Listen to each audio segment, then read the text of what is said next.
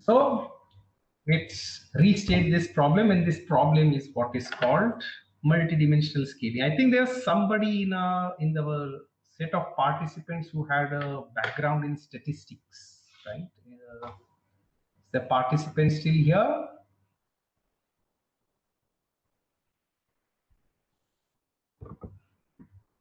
Right? So this particular topic is commonly studied in statistics. It's called multidimensional scaling.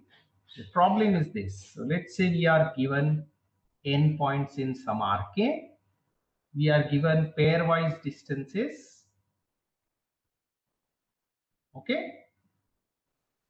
We are not given these points to begin with. Okay. So that, I mean, when I say that there are x1 to xn in Rk, we are not given these points. Okay? We are only given distances between them. The question is, can we find what these points were given the pairwise distances? So this particular problem is what is called MDS, and we'll see how attacking this problem helps solving the above problem. Right? How does it help? So instead of taking these as straight line distances, all I have to do is to use the geodesic distance between xi and xj. Okay, so I'm going to use this as the data. Traditionally, in multidimensional scaling, what is given is the straight line distances are given. From straight line distances, we have to find what are the set of points, right? In our case, what we'll do is, instead of assuming this as the straight line distance, we'll assume that this is the geodesic distance. Okay, that's all. Right? And the idea would be to obtain these set of points such that the straight line distance between xi and xj in Rm, right, is equal to this geodesic distance. That's how this problem is related. Okay, how this is related to statistics, or in fact even psychology. So the problem goes like this. So let's say you have n candidates and you interview them. From these interviews, you find out how dissimilar each candidate is to each other. Okay, and now you want a graphical representation of these dissimilarities, right? How would you do it? So you will try to find points. Each point represents a particular candidate, such that the distance between 2 points is equal to the dissimilarity that you have figured out between those two candidates. Okay, that is sort of a very basis of this multidimensional scaling. You want to have a graphical representation of dissimilarities. That's the key. So again, the idea is these distances can be thought of as dissimilarities, and you don't care whether those dissimilarities come from straight line distances or any other way. Okay? You assume that this is your given data. From that, you want to construct a set of points whose distances are given by these dissimilarities. So that's the history behind this. Let's try to see how to solve it. So now I won't be able to avoid equations anymore, even if I like. So here they are. Straight line distances, right, between xi and xj. The squared straight line distance can be written in this way. Agreed? This should be familiar to all. I think I'm just opening out this square, that's all.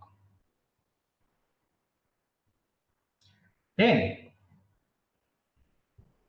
so let us capture the squared distances in an n by n matrix called D. Okay.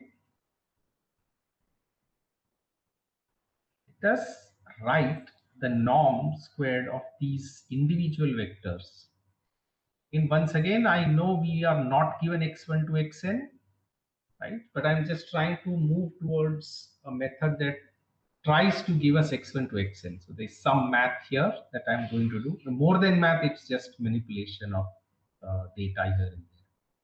So let A denote this n by 1 vector whose entries are nothing but squared norms. Okay, and let X denote basically the set of points that I want to compute. For now, I am assuming that these x1 to xn, so the points that I want to represent are in R3. Okay, so each point is a three-dimensional vector, x, y, and z coordinates.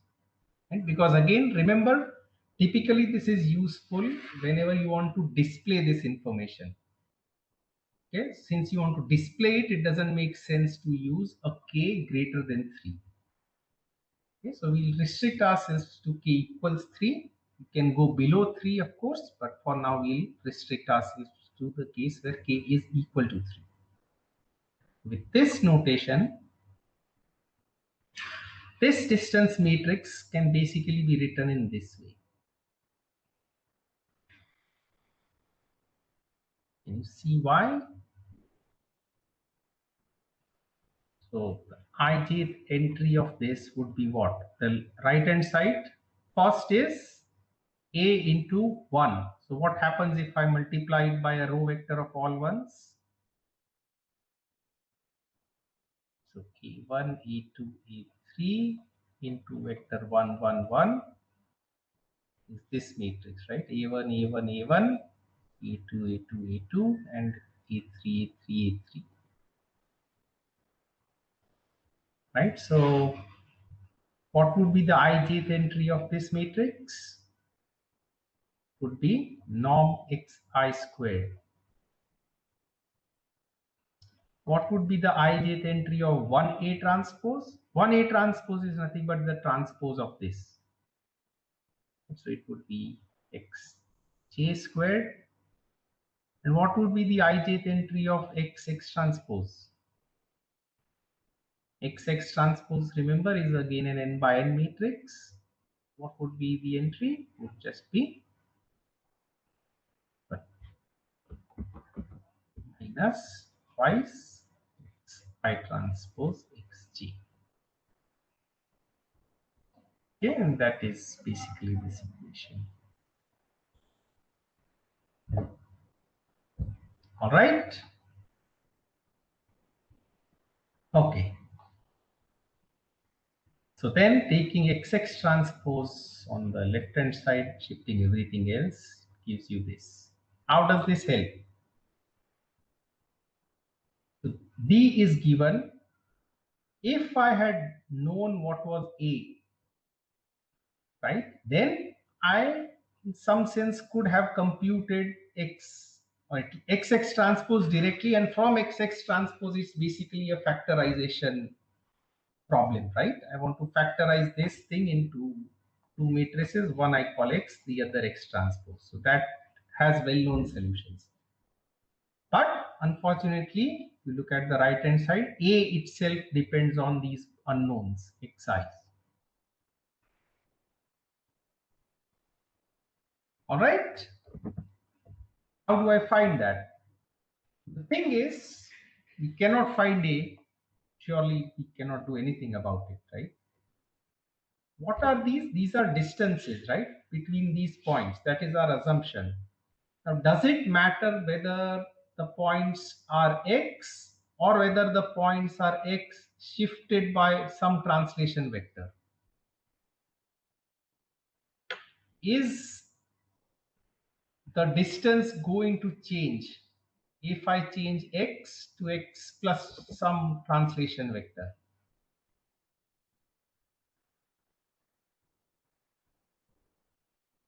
No, right? This is something we have been discussing almost throughout the summer school, that the distance between points is invariant to any rigid transformation. Therefore, it is invariant to translation also. So let's translate the points x.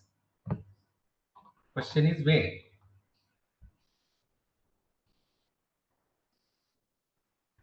So what is this matrix? 1 by n into 1 transpose x. Quick answer. We're running out of time. It's okay. What is 1 transpose x going to give you? 1 transpose is this vector 1. X is this matrix x1 transpose xn transpose. This is 1 by n by 3. Sum of all xi's, right? And then there is 1 by n. So what is this? So overall in average, what is this average? It's also going to be a 1 by 3 vector, right? What is this point called? Remember Suyash's session? Is the centroid.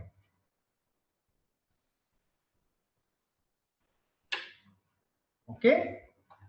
What happens if I multiply this vector 1 to this centroid vector? So you can think of 1 by n 1 transpose x also as 1 by n 1 transpose x. What will this do?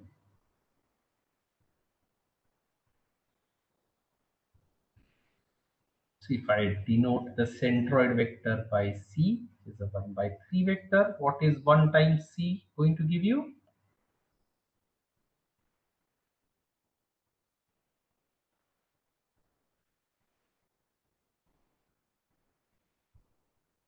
It's just the centroid copied over n rows, right?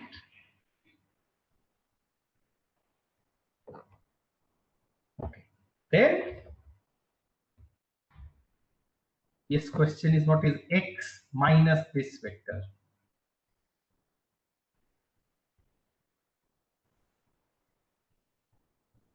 Again, I hope you see this is something you have done in the second session. Translation distance, something more specific. What would be the centroid of this new set of endpoints?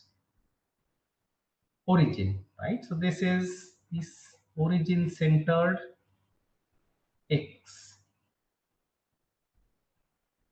Right? And another way to write this is just the identity n dimensional identity matrix times 1 transpose x. Okay, and this matrix is going to play a very important role in MDS multidimensional scaling. We'll denote it by the alphabet J. Okay, so the question is, if x satisfies the pairwise distance matrix D, would Jx also satisfy the same distance matrix?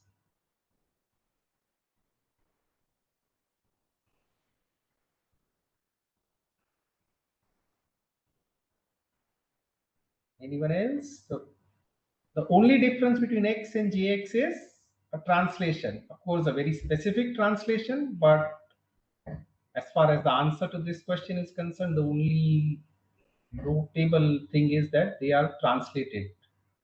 And we've seen translation doesn't affect the distance. So if x satisfies the distance criteria, gx will also satisfy the distance criteria. So instead of looking for any general x, we will look for an x whose centroid coincides with the origin. In other words, we look for points of the kind or the matrices of the kind Jx.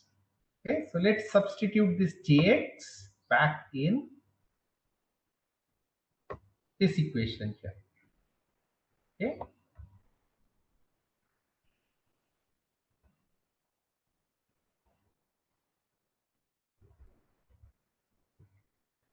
fine. So pre-multiplying by x and post-multiplying by J transpose. By the way, what is J transpose going to be? You can see from here. What kind of a matrix is J?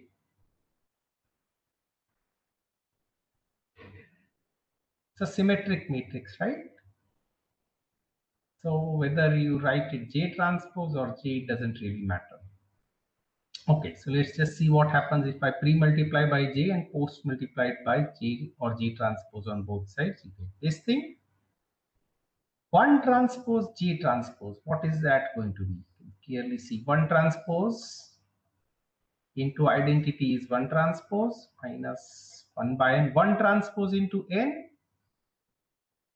1 transpose is this row vector, 1 is this with all ones. So this will add up to n into n into 1 transpose. This n cancels, 1 transpose minus 1 transpose is 0.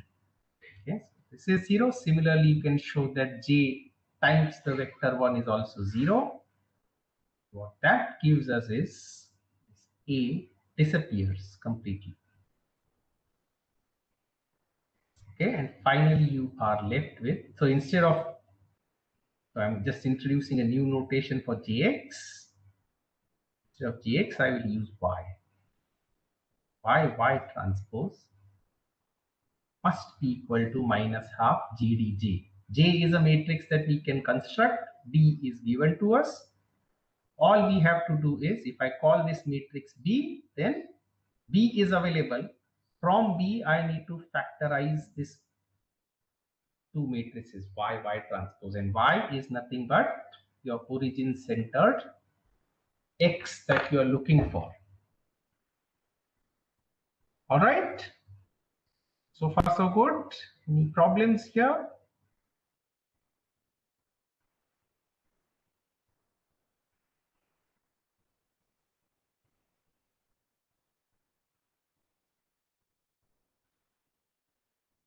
Any issues till now?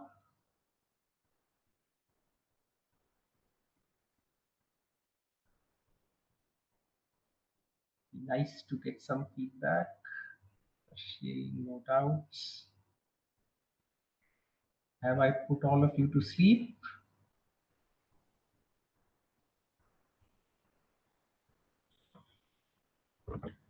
Okay, so now how do we solve this problem?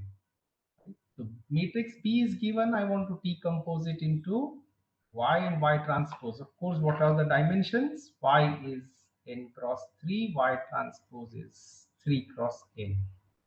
Okay, that's a problem in linear algebra, and well-known solutions exist. So this is the problem, right?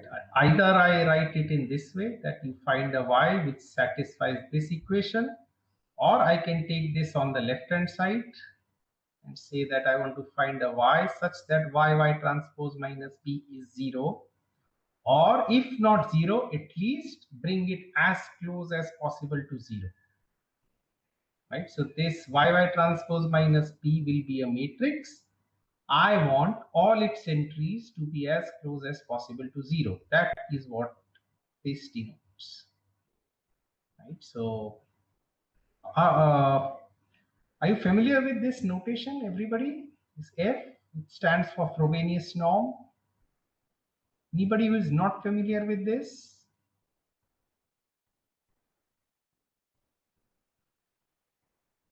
Do you want me to explain what this Frobenius norm is?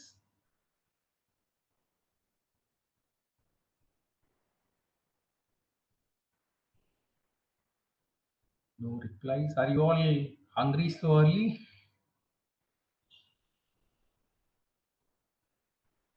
Are you familiar with Frobenius norms? Should I assume that, or do you want me to explain it? Tell me something.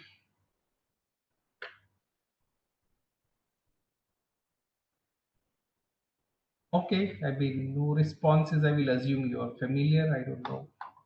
But please, in case you are not, still let me know. We can, it's not very complicated. Right, Vignesh, I understand that, but I'm asking individually, are all of you familiar? Vignesh is, I'm sure. Darshil should be, I think. Anybody else? Sarah is good. Sachi, are you familiar? I hope you are. Not, please let me know. Omkar is familiar. Good. Tushar is okay. Fine. Okay, now how do you solve this? Do any one of you know how to solve this problem? What is the key here? Y has to be a n cross 3 matrix, right? And what sort of a matrix is B? What happens if I take a transpose of matrix B? B transpose is equal to J transpose, D transpose, J transpose, J, D. Both of them are symmetric matrices, so therefore B transpose is B. So SVD, have you heard of SVD? Everyone? Singular vector decomposition.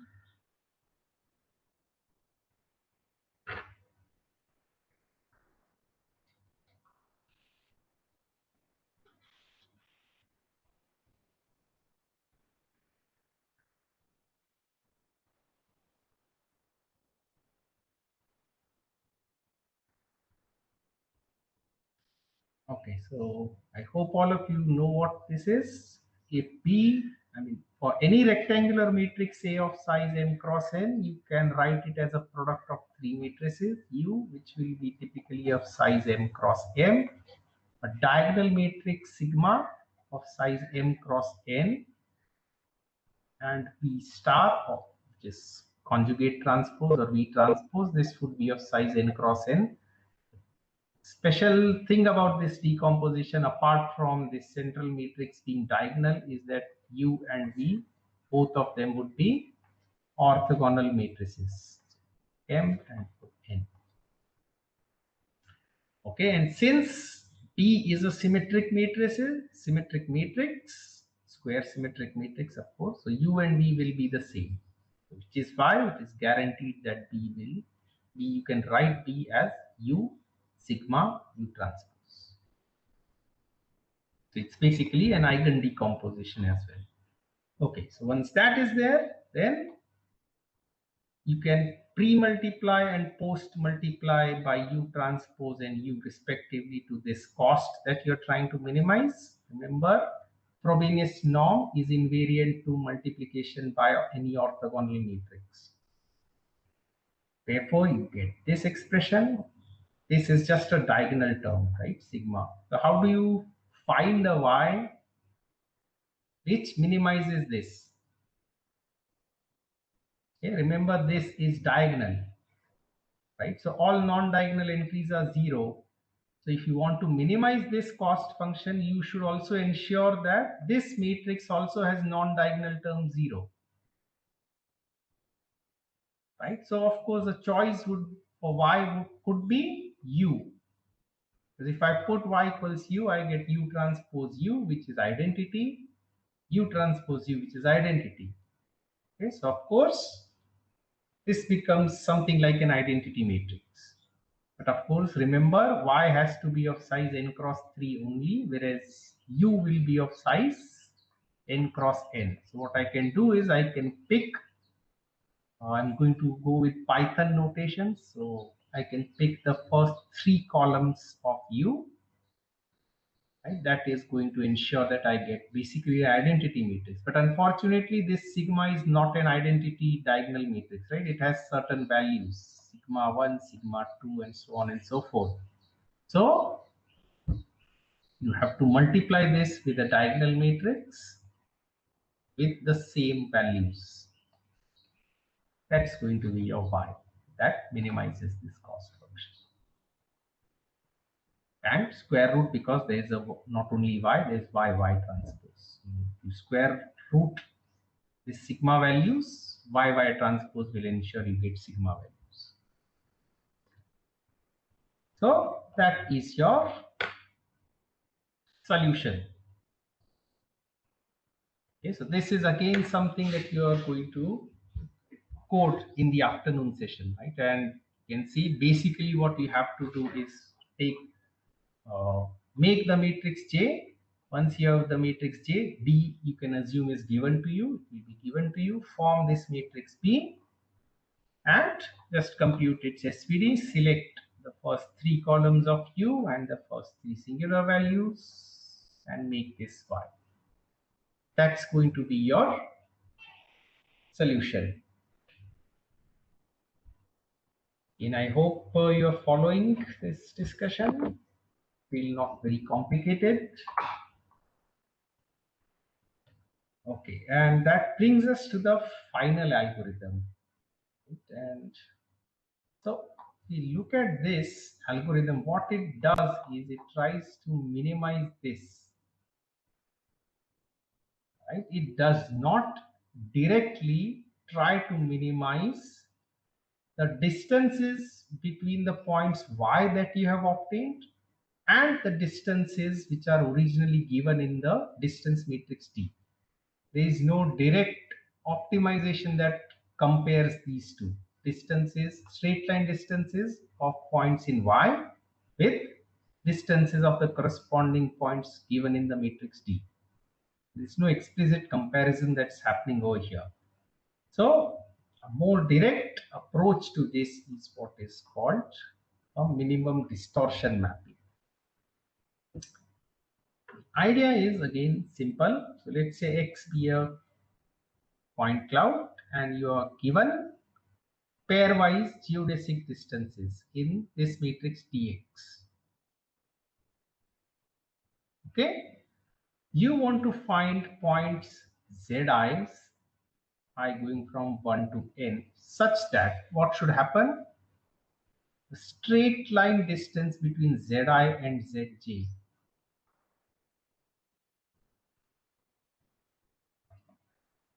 must be as close as possible to the distance between the ith and jth vertex given to you. Okay, so ijth entry of this matrix Dx. And you would want, of course, both of these are symmetric, right? It doesn't matter whether it is Zi Zj or Zj Zi. Similarly, Dx Ji and Ij is the same. So we can sum this up over all i's greater than j.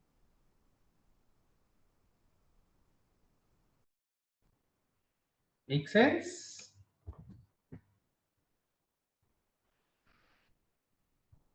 Okay, so this expression on the right hand side is sometimes also called stress, or I think more specifically this is Kruskal's stress function. And again, straightforward optimization problem to find minima z star that minimizes the 2 stress. The 2 in the sense because again this is squared, right? The error between the given geodesic distance and the realized straight line distance is squared. So it's sum of squared, which is why this is called the 2 stress also, or sigma 2. Right. So I think I'm going to skip some math because there's not much time and I don't want to harass you guys. I can expand this. So at least this is pretty straightforward. So dxij squared dmzizj squared minus 2 dxi dmzizj. Okay, that should be straightforward. I'm going to write at least these two parts using matrices directly. Okay. How to write them as matrices is given in my slides. I've already uploaded the slides on the Google Drive. Just because there's not enough time, I'm not going to go through all this derivation, but I've sort of tried to give all the details as far as possible, so you can go through this. This term dmzizj squared can be written as this trace of Z transpose. Remember, Z is n by 3. This matrix V is a very simple matrix, right? Uh, all off diagonal entries are -1, and all diagonal entries are n minus 1. Okay? So it's a constant simple matrix V of size n cross n. Z is n cross 3. So that is how you can write this. Okay? The derivation, let's not bother about it. Similarly, I think I have this. Yeah. last term, right?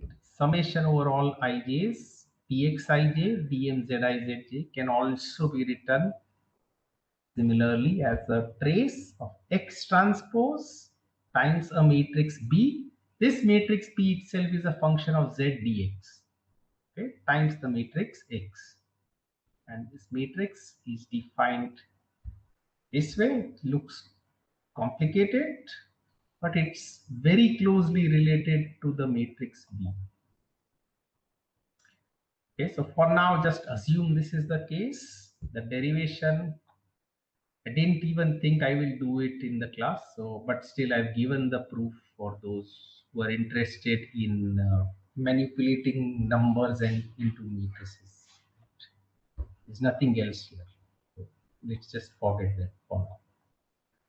Right. So that gives us the two stress as this matrix or trace of this product of three matrices to this plus this term. Now remember, this is it's not at all a function of your optimization variable z, so you can basically ignore it.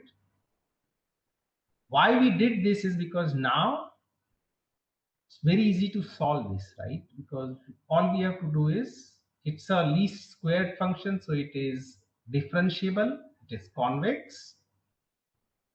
So you can just differentiate. Sorry, I don't. So I'm sorry. I take back that.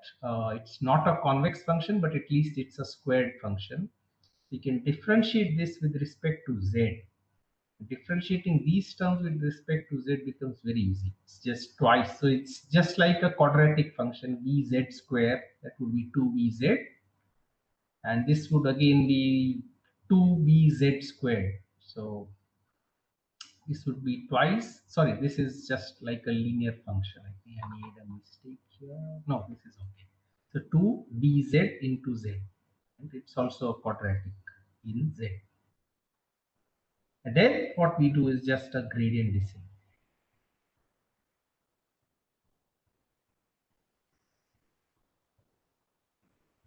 Okay, so this is the gradient. You start with some estimate z of z, it's zk. Take a time step along the negative of this gradient. This is why you get this, and you keep on iterating till you reach a point of minimum. Okay, so that's how this looks. Still just 10 minutes left, and there is something that will take more than 10 minutes, and I don't want to torture you. But slides are there. This can be seen as a very special optimization technique, which is what is called optimization by majorization. Since I did the optimization part, I thought let me also sort of give the optimization details, but we don't have enough time. So I'm just going to leave the slides as it is, and those of you who are interested, you can let me know. I will explain this sometime later. I don't, again, I do want some of you to return in the afternoon session, and just for that particular reason, I'm not going to harass you. So let's leave all of this. I'm just directly going to go to the references. Okay, so if you're interested in following more details of whatever I've explained, you can look up these particular references. This I have already given in the earlier slides. This is sort of the classical paper that talks about the ICP algorithm. This paper again is the one that talks about modifying the cost function so as to uh, have a scheme which is insensitive to outliers. For the non-rigid shape matching part, basically used something called Mds, Multi-Dimensional Scaling. There's a book on this, even over here. I think it is available on LibJ. So if you don't have access to this through your library, it is available. And this particular algorithm that I didn't talk about, the Smakoff algorithm, was first given in 1977 by somebody called John de Leeuw. Forgot to write the name of the author here. So here's the name of the author. Okay, take a look at this paper as well. And of course, there are more recent variants of this particular algorithm that looks at the Laplace-Beltrami operator and its eigenfunctions. I wanted to do that, but again, we just don't have time. Okay, the idea is very simple. Now, if you look at this SVD-based algorithm that we gave, what do we need in this? There's two things we need, right? The matrix J and the matrix D. What is a matrix D? So let's say you have a mesh which has 50,000 vertices. What would be D? I hope some of you are still here. What is this matrix D going to have? Anyone? 50,000 cross 50,000 matrix. And its entries would be? A distance between 2 points. What sort of a distance? Geodesic distance. Geodesic distance. Now, Yeah. just think about it. To get that matrix D itself is going to be computationally very, very expensive, right? Apart from memory issues. Okay, so what is done more recently is, so think of that distance matrix as an image, right? Now, if I give you some sample points of the image, can you try to reconstruct the entire original image? Right? Yes, right. I mean, for example, what you can do is what is done in JPEG, right? You work in the Fourier transform domain. In the Fourier domain, you only need a few coefficients in order to store or preserve most of the image.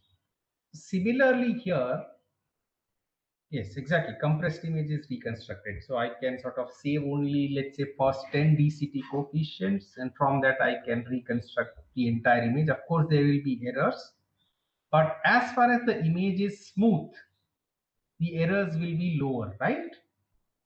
Those of you who have been exposed to image processing, they should realize if there are fewer edges or discontinuities, then smaller number of coefficients will be able to do a better reconstruction. So similarly here, D, this distance, what sort of a function is it? Does it have too many discontinuities?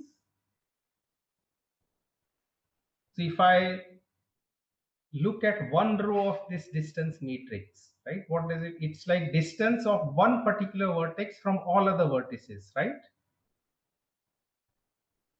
Now, if I'm traversing on a mesh, right, is that distance function going to change drastically?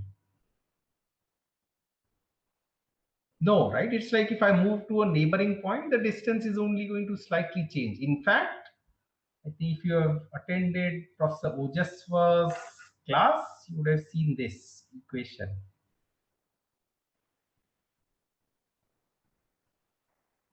Does anybody recollect the name of this equation?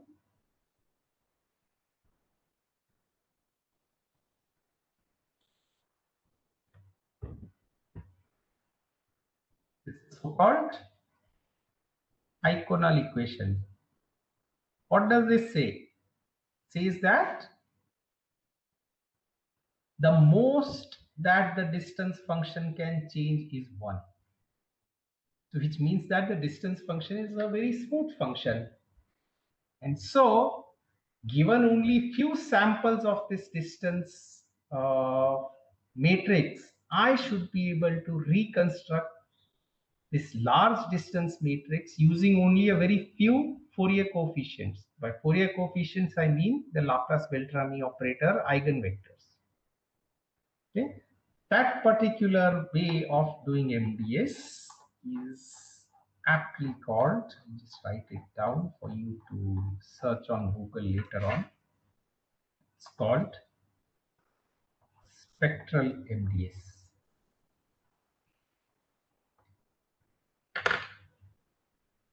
Okay, so yeah, there are several other things that one could talk about.